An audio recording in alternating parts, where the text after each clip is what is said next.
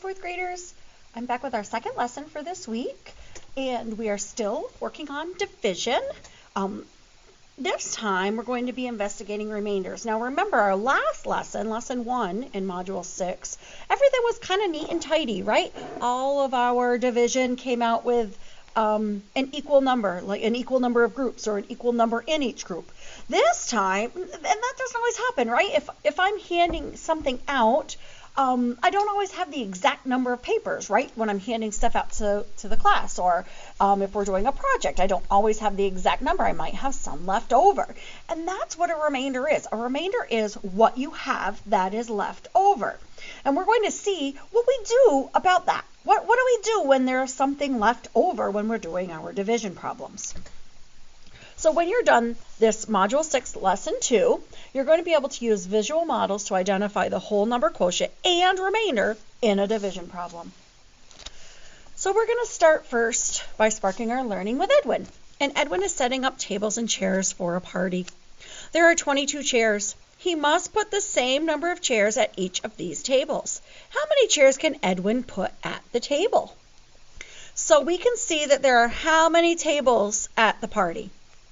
1, 2, 3, 4, 5. So there are 5 tables, and he has 22 chairs. So we want to see how many chairs will be at each table.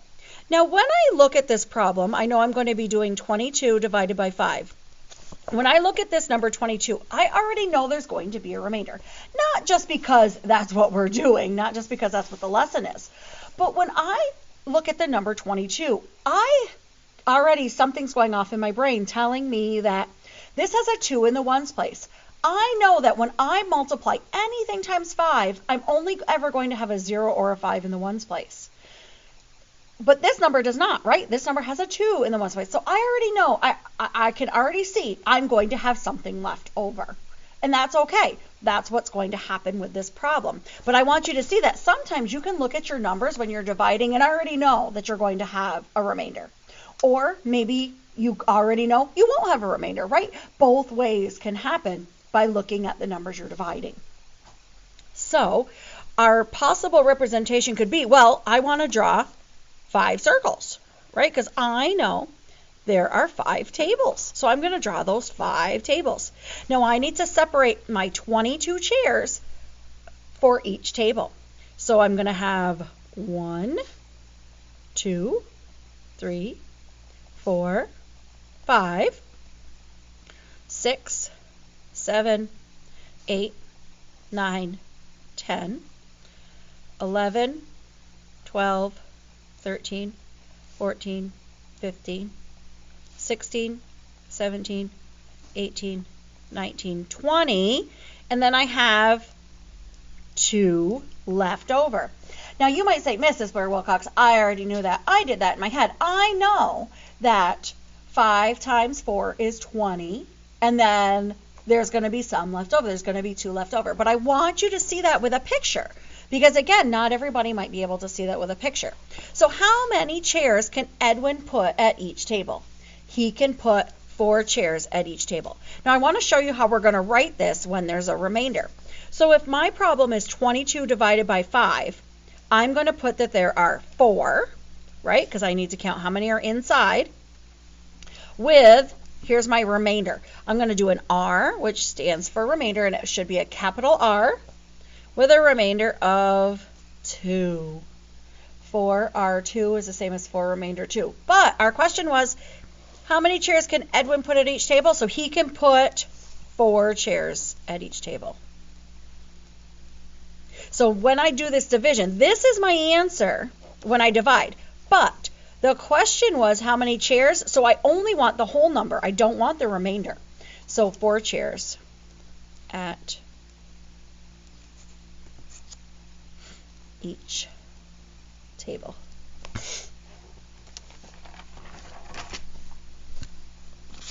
Okay. Now we're going to move on to page 138. So we're going to build some understanding, and we have Patrick. And Patrick needs 4 pinwheels to make each decoration for the party. So he must be putting some centerpieces right on his tables. So he needs 4 of them to make one centerpiece or one decoration. He has 25 pinwheels. How many decorations can Patrick make? How many pinwheels will be left over? So he has a total of 25. He needs 4 of them to make each decoration. How many can he make? And then how many would be left over? So first, our division problem is going to be 25 divided by 4, right? So I know I need 4 for each one. So 1, 2, 3, 4. There's 1 of my decorations. 2, 3, 4. So that's going to give me 8, right? I need to get to 25, so I've used 8. 3, 4. So 8, 9, 10, 11, 12. I've used 12. 1, 2, 3, 4. I've used 16. I haven't got to my 25 yet. So another 4. So there's 20. So can I get another one out of it? I have 5 left, right? So I can definitely get one more. So I have 24, and then I'm going to have 1 pinwheel left over. So I'm going to need I can make 1, 2, 3, 4, 5. I can make 6 decorations, and I'm going to have 1 pinwheel left over. So how did we represent all of the pinwheels? Well, what did we do? We drew 25 dots.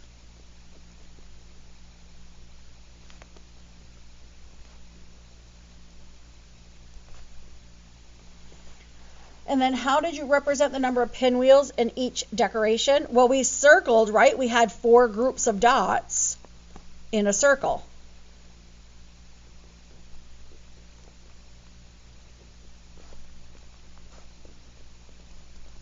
So 4 groups of dots are circled.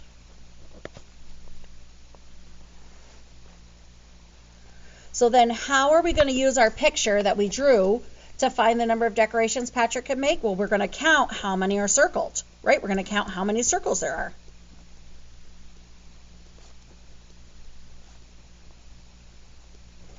Or groups of 4, right? So I'm going to put circles slash groups of 4. And then how can you use your representation to find the number of pinwheels are left over? Where you're going to count how many are not circled.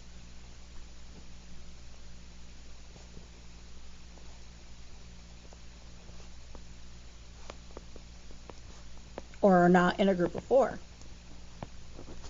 Right? How many are left over, which is what a remainder is. So I'm going to get my camera a little closer. So Patrick can make how many decorations? We decided he can make 6 decorations. And then how many pinwheels are left over? There's 1 little pinwheel that is going to be left over. So we can make 6 decorations with 1 leftover pinwheel. All right. So we are now number 2 on page 139. Elise has 35 pencils to make 8 party bags. She puts the same number of pencils in each bag. How many pencils does Elise put in each bag? How many pencils are left over? So we can see that our division problem, we have 35 total pencils, and there are 8 party bags, and she wants to see how many pencils she can put in each party bag. So we're going to draw an array to represent 35 divided by 8. So I need to make sure that I have 8 rows, right? Because that's my number, and then I'm going to have 35 total. And I want to draw an array. So 1, 2, 3, 4, 5, 6, 7, 8. And I'm going to count. I'm going to do this until I get to 35 dots. Okay? But I want 8 of them, so I need to make sure I have 8 rows. So I'm going to do another 8 down. So that's going to give me, if I have 2 columns of 8, I'm at 16, 17, 18, 19, 20, 21, 22, 23, 24, 25, 26, 27, 28, 29, 30, 31, 32, 33, 34, 35. Right? So we have our 8. And then we have our, how many are in each, so here would be what our array would look like. So how does this array show how many pencils are in each party bag? Well, if I look at my picture, I can see that I'm going to have how many left over? I'm going to have 3 left over because look, I can't fill the rest of these with any more pencils because I'm out of pencils. So how many pencils are going to be in each bag? 1, 2, 3, 4. So there will be 4 pencils in each bag.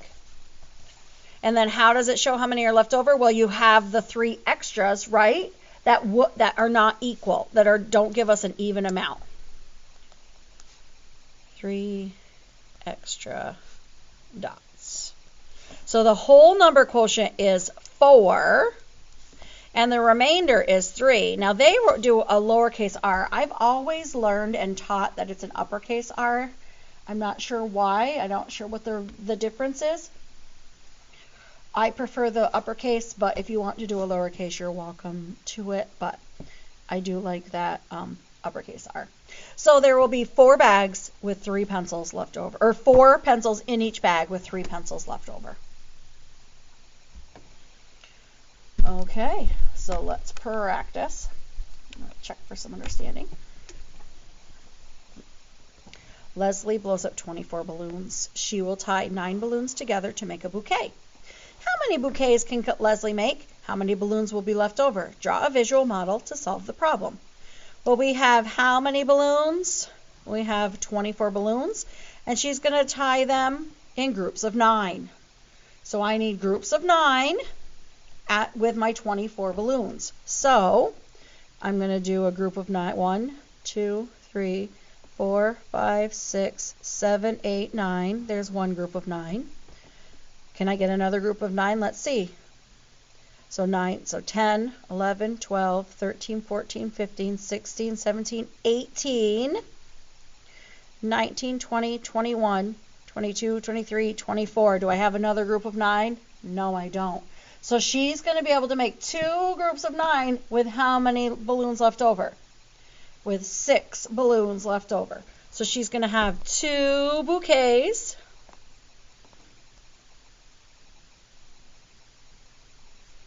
And she will have 6 balloons left over.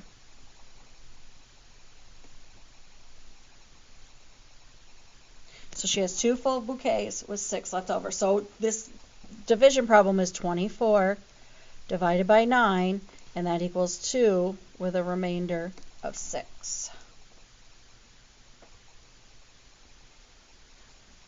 All right, so we're going to come again to the on your own section. You are welcome to do this independently, or you can, and then come back and check your answer, or you can work on it with me at the same time. So Ms. Ritchie has 42 sheets of paper for an art project. Each student needs 5 sheets. How many students can get paper?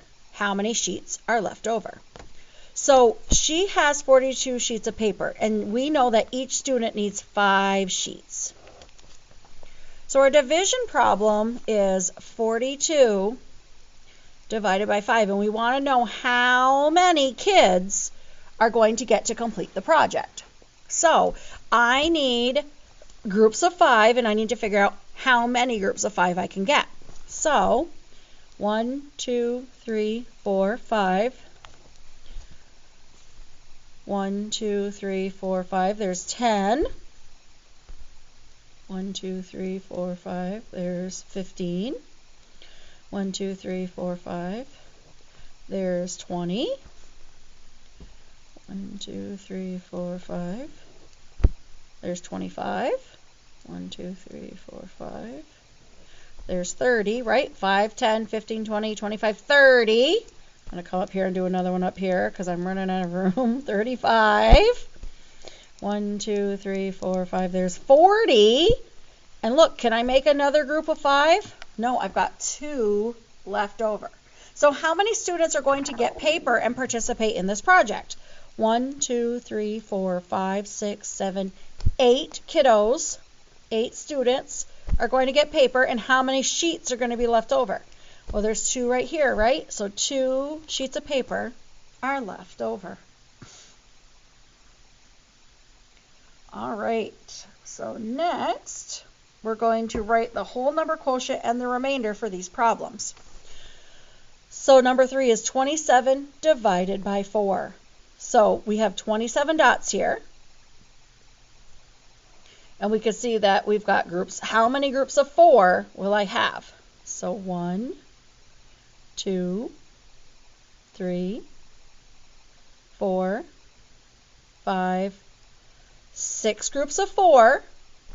And then how many are left over? 1, 2, 3. I have 3 left over. So 27 divided by 4 is 6, remainder 3. Now we have 36 divided by 7. So I need groups of 7 this time.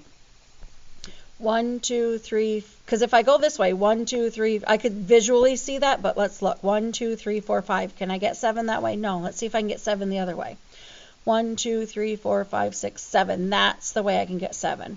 So I've got 1, 2, 3, 4. And remember, I have to go. I can't circle this one because that's not a group of 7, right? I'm not going to circle all the way here. I've got to cut it off at 7 with 1 left over. So I have 1, 2, 3, 4.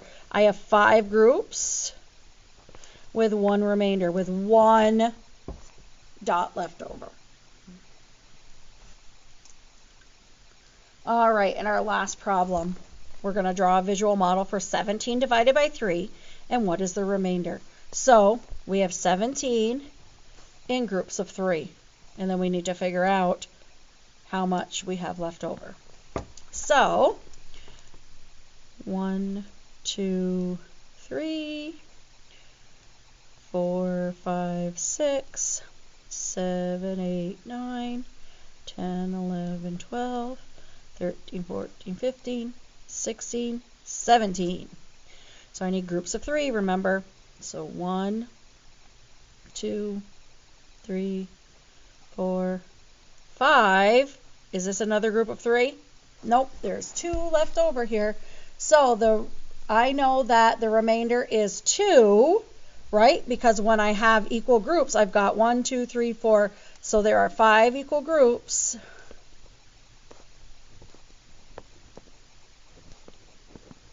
With how many left over? With 2 left over. And that's how I know that that's my remainder. Because those are the ones that aren't in a group, right? I can't make another group of 3, so those are the ones that are extra. Those are the ones that are left over. So, independently, I would like you to do 6.2. And it's looking like you are going to be able to do the whole thing. Yep, you are good. So 6.2, you're going to do the whole thing independently. When you are finished, take a picture of it and send it to me, or drop off the whole packet to me at school so I can check it over and grade it. All right, one more lesson for this week will be up very soon. All right, bye guys.